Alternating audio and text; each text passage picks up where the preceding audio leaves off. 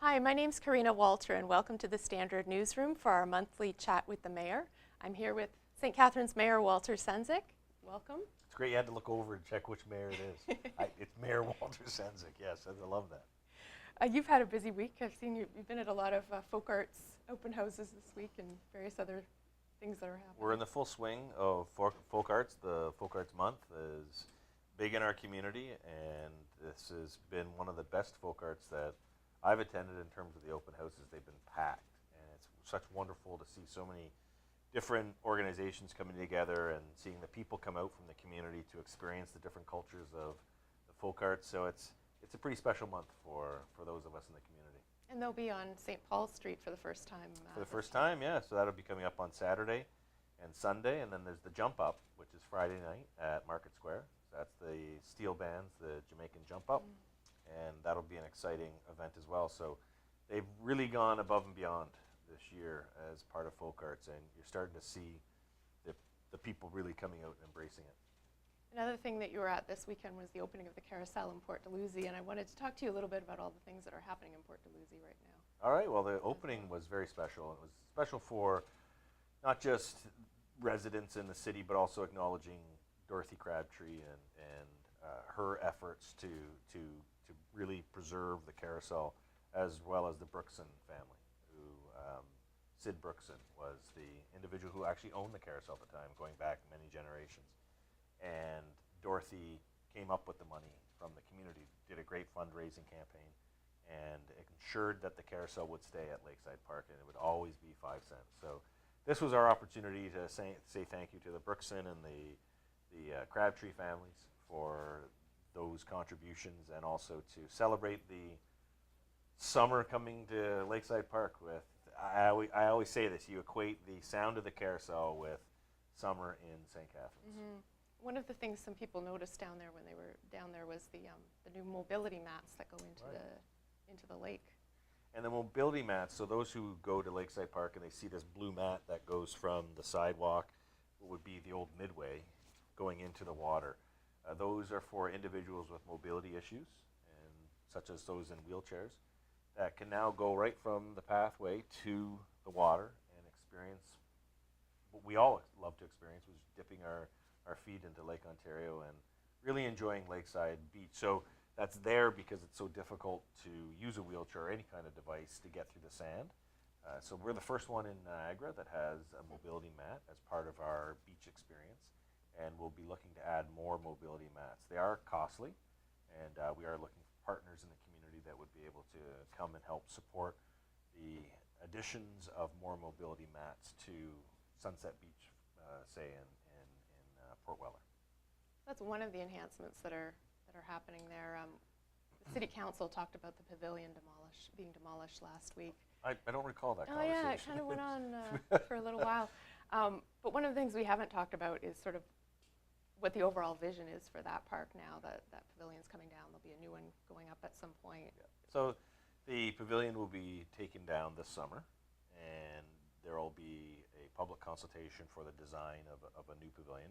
What has been talked about and what we've seen as a council are renderings of what a potential pavilion could look like. So we'll have that discussion forthcoming over the summer. Construction will start in the fall. We have the washrooms being reconfigured so that you have accessible washrooms. There will be additions to the washrooms, making them brighter so that they're more in line with the experience that we're trying to create in Lakeside Park. You have the addition of the volleyball net, the volleyball courts, which anyone who wants to really see how much alive Lakeside Park has become, go down there on a Friday night and you'll see 200 plus kids playing volleyball, which is amazing, all run by Niagara Rapids volleyball organization. And then on top of that, we have a band shell that will be built. We have enhancements to the playground structures, making the playground structures more accessible friendly, and all the electrical that you see in the park, the hydro poles, they're all going to be buried. So you're going to have this really signature beach park that will, I would think, be one of the best beach parks this side of Toronto. The pavilion, I've got a few emails from people after that vote, was how do you see that looking? So I think we want to be respectful to the history of Lakeside Park with the pavilions that used to be there and a lot of the structures that really made the Midway what it once was, which is a very special place for families to come in and really experience Lakeside Park. And we want to be respectful of that history, and at the same time create a pavilion that the next generation can create their own experiences from. So I think the council made the correct decision, and I think what you'll see is a pavilion that will be used by a lot of people, and when they see the new design and how it's going to be built, being respectful of the fact that that pavilion was located in an area where the once Niagara Falls, St. Catharines, Thorold Transit System, the NST came down, and that was a stop. So we're going to build all the historical elements into it in terms of we'll have storyboards that really talk about the history of Lakeside Park built into the pavilion. And that'll capture the rich history, but at the same time allow us to move forward and really experience Lakeside Park for what it can be moving forward. So it's an exciting time to be looking at Lakeside Park for all it can potentially be. What kind of timeline are you looking for? So I think everything will be completed in terms of the in-park design work. It should be completed by this time next year, with some maybe other elements of it being over the course of the next year and a half. But we want to have it all done for 2017 would be our goal. And there's going to be some public meetings before then as well. Public consultations for the design work on the pavilion. Everything else has been approved, so everything else, the work will start in the September of this year, and then we're looking forward to the ribbon cutting for a new pavilion and new band shell in Lakeside Park, which will complement the businesses that have opened up on Main Street and Locke. When those who haven't been down there, you look at Osmosis, you look at Trisport, you look at Balzac's, you got Mackey's now right around the corner, and then complementing that with Aqua and Pier 61 and Scorecard Harry's and all the other aspects of the commercial area. You really have a revival taking place in Port Dalhousie. How did the piers fit into that?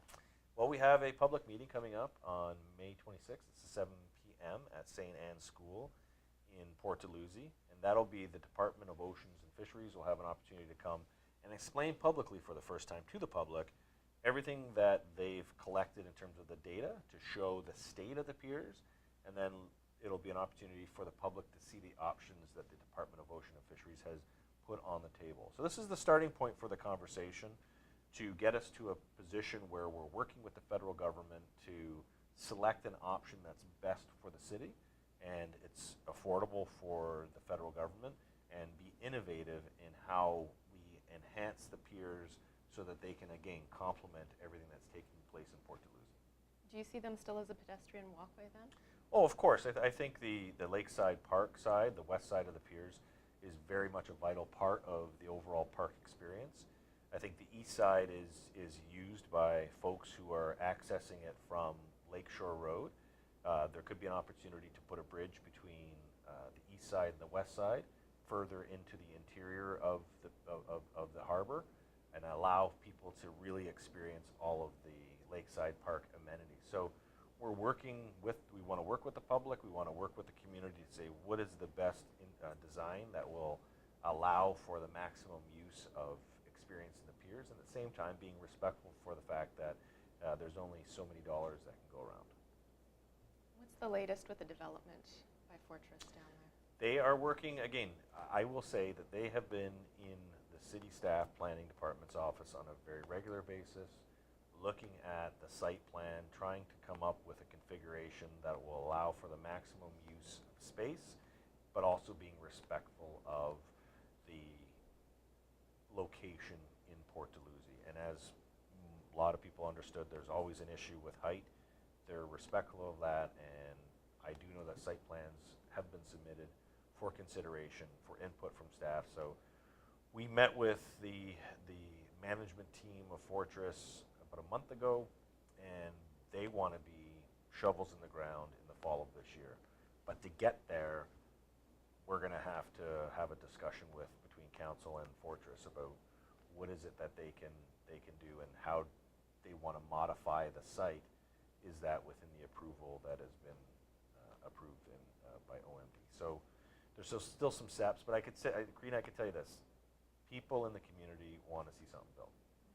So no one wants to see the hole in the ground, and people are now, I think, more and more respectful of the fact That if a development company is coming in with a proposal that's respectful of Port Dalhousie, but at the same time building up, I think a strong majority in the community are looking for something to be done there.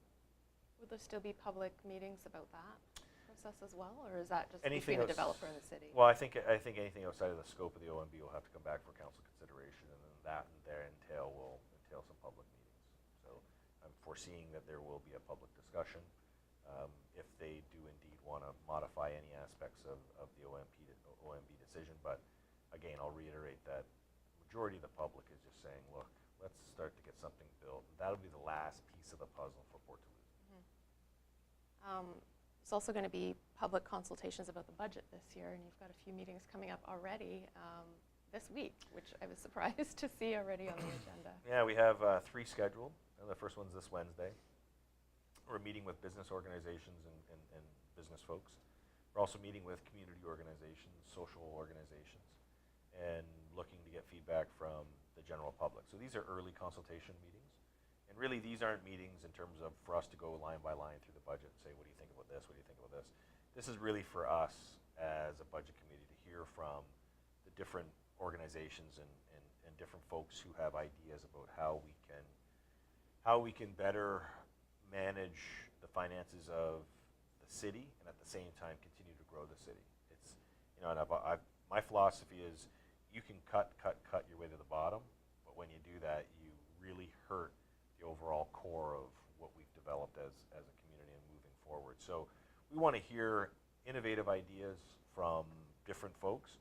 You know, that's and then we'll take that information back as budget committee, and we'll consider that as we move towards guidance and what we want to set as guidance for the staff to come back with. Okay, so you're inviting the business community this week, and then the next meeting is for the arts community, I believe? It'd be the arts, And then there's a general one? General one. The arts one would also be the social organizations that would be involved. Oh, okay. So it wouldn't just be the arts community. Okay. You have another meeting, an event, I guess, this week as well, the Art Me Up, which comes out of your Compassionate City initiative, which you just spoke with Grant LaFleche about on our Lake to Lake podcast. Right, and we're looking forward to the opening of that, and I believe that takes place, that's today, Tuesday, Thursday. So we have the opening on Thursday. And what it is we've partnered with Start Me Up Niagara, and they had a small exhibit that appeared at the NAC, and it was very well received. I had gone through, and I really liked what I saw. And it's all done by the clients that use Start Me Up services. So people who are in situations that would either be on homelessness, be bordering on homelessness, or just they're facing challenges in their life. And so I approached Susan Vendetti after the NAC exhibit, and I said, look, I want to bring that exhibit to City Hall. And so what we've done is we've worked with our arts team, Rebecca Kahn and her team at the city, and we went and we got sponsorship from Canadian Tire Financial and Walker Industries, 2 strong corporate organizations in our community, and they've provided funding to allow us to build the infrastructure within City Hall on the 3rd floor. And I think I love it because when the public they come to council meetings, or when the public comes in for we have civic weddings, we have a lot of people use this corridor. We'll be able to, for 6 months, we'll have artwork up from Start Me Up Niagara, and it's our way of, again, extending that Compassionate City project to showcasing the talent in our community from those who are in challenging situations. And I've already seen some of the artwork, and it's impactful and inspirational, and it's quality work. And you'll be having some of those artists at the event. Yep, they'll be coming to the event as well. Really looking forward to it. I think it's just another aspect of Compassionate City building that has been embraced by so many people so far in St. Catharines. I just wanted to skip ahead to a question from one of our readers, because it kind of fits in with this a little bit. If Peter is asking on Twitter, what are you going to do about the 3 different homeless guys begging daily on the QEW Welland Ave underpass? Yeah, and we've seen that as well. It's been brought to our attention as a city. So one of the aspects is we do draw attention to those who provide services to those in homeless situations. So we've asked for them to do an outreach and meet with these individuals. And there is no law against them being on the corner asking for money. But more importantly, we have the homeless report that's coming out, the data that the region has collected, and we're looking forward to looking at that information understanding of where the individuals are in the community, and then have a plan to allocate the resources in a way that reaches those who are on a corner like that. There's a safety issue. We want to make sure that those who are in that situation, panhandling, are realizing the safety issues, and also there's the safety issues of the motorists. So we want to have a positive outcome on this, but it is a great question that's been brought up by a number of different folks, that there's individuals who are asking for money at major intersections, and that causes a safety concern for both themselves and for the residents, the motorists. So we've also drawn the attention to the NRP so that they can better monitor the situation. Okay. Yeah, it's been on Glendale Avenue, I believe, as well, so not just Welland. That brings me back to another overpass question. The Geneva Street underpass is coming up at council. Some changes that are going to be made there. This is right, Geneva and the QEW by Fairview. A source of agitation for a lot of motorists, and I would actually like to have met the planners. If I can go back in sort of the hot tub time machine, I'd go back to the time when they approved that whole intersection with the highway and Carlton and Geneva. And I'd like to sit in the room with the planners and just ask them, what were you thinking? Did you like the hot tub time machine? I like that. I liked that a lot. So when you look at that and you ask, like, why we created a traffic nightmare where the movement of so many different turns from different streets that creates such congestion. And an individual brought it up to me yesterday on Monday and said, Mr. Mayor, for those who live in our city and grew up, you get that intersection, you get it. Those who are just coming to our community and are new or traveling through our community, that's going to be one of the most confusing intersections. So we have a report coming that will look at the prohibition of certain turning points that should reduce the amount of congestion in and under the actual overpass, where that seems to be the greatest point of consternation, is that you've got such a small part of a street that has lights on both sides, and if one is that the lights aren't better coordinated, and if you have too many turning lanes going in, you get a congestion right under the bridge. And we're trying to address that by prohibiting certain left turning aspects. It's going to be an education when we do it. Council has yet to approve it, but if council doesn't have to approve this. This is for information because it's the region that's making the changes. And so this is for council information. We can provide direction to the region, but the reality is something has to be done. Not everybody's going to be happy when decisions are made about left turning lanes, but I think that's the next step in trying to address an issue that should have been addressed when they actually built the highway and had those two major roadways coming in and converging at that point. Again, I'd like to meet those planners, but can't undo what they did in the past, but we can only try and make it a better coordinated intersection that has been the bane of so many people's driving experiences forever. Yeah, that's true. So we're trying. As long as Geneva is only the 2 lanes under that, on the south part of that, and then you go into the several lanes, it's always going to be a bit of a challenge, I think, for sure. I think we have pretty much run out of time.